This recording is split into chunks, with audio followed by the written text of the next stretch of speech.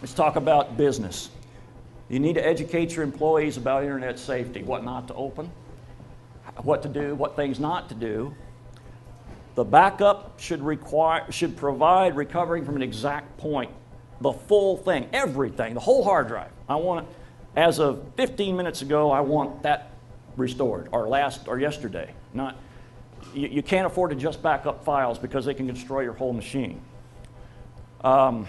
Again, businesses should almost always put two-factor authentication in so that they know that the bad people are not getting in through the traditional login screens and passwords. I tell all of my clients, if you have a laptop, encrypt it.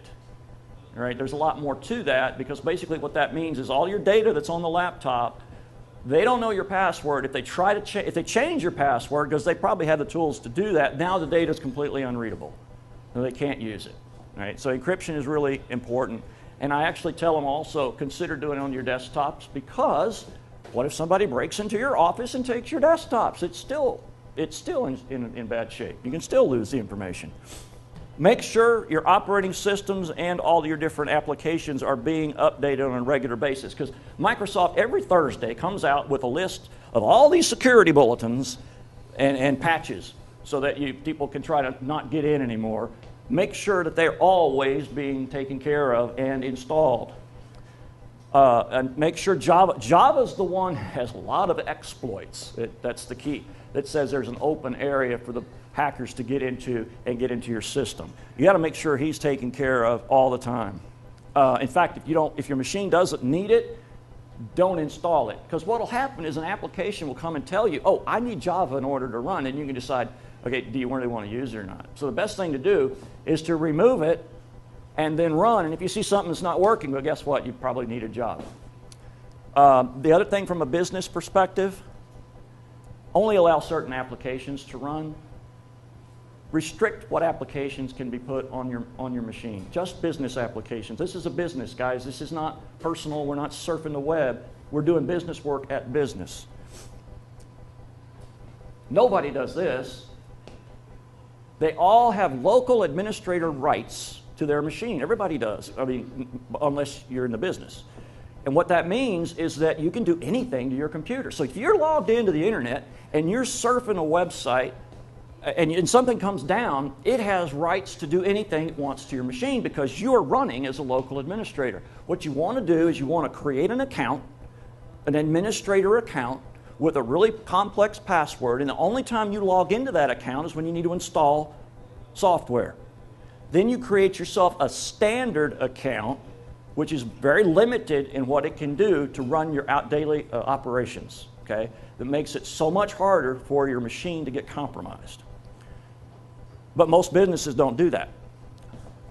Use complex passwords and change them at predetermined time intervals, simply because if you're using the same password like we talked about earlier and they finally guess it, then they get into your system. But if you keep changing it, then that's a good thing. Oh, hey, we already talked about the local computer account. Oh, that's the other thing. There's what they call a administrator account, which is on, and it's named administrator, on every single machine, and you can go in and you can disable it. But before you do that, create another administrator account so that you can get in and you can install your software and everything. Because everybody by default tries to attack the administrator account, but if you disable it, they can't get into that one. This one's big on the spam and antivirus. There's a lot of ways that something can be on the front end of your mail coming in, especially if you're a business and it's coming in directly. And you can tell it, look, if you see anything that looks suspicious, just vaporize it. I don't know about it. Just get rid of it. I don't want to see it. Firewalls. Now, this is where they're coming in. Concept of a firewall. Would you leave your house with all your windows open?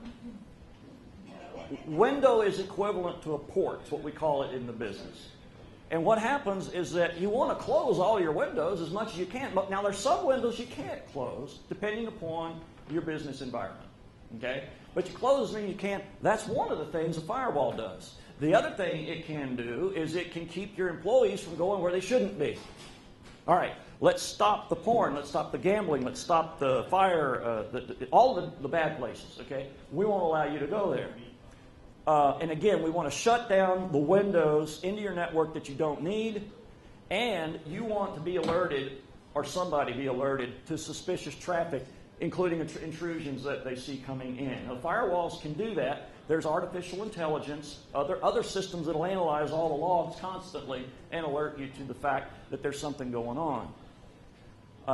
The other thing is if you're in what we call a Microsoft domain environment, I can tell you who, not IP, not the address, but who went to whatever site and what kind of data they transferred.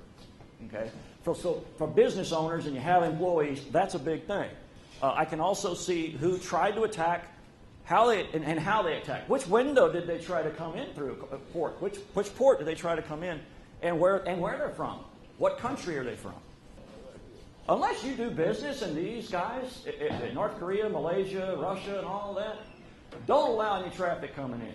Protect sensitive information on your mobile devices. Okay, so from a business standpoint, we all have email on our mobile devices for our business. If you have Android, 99% of the attacks are coming to Android. Apple's doing a really good job trying to lock their stuff down. But you want to make sure that if they get into your phone, they can't see something that could be sensitive. So there's all kinds of solutions out there that create what we call a container, an encrypted container on your phone where your email contacts, notes, key documents, and everything can be located. And what's really neat is that you can say, I leave my phone. I leave my phone here and I go somewhere.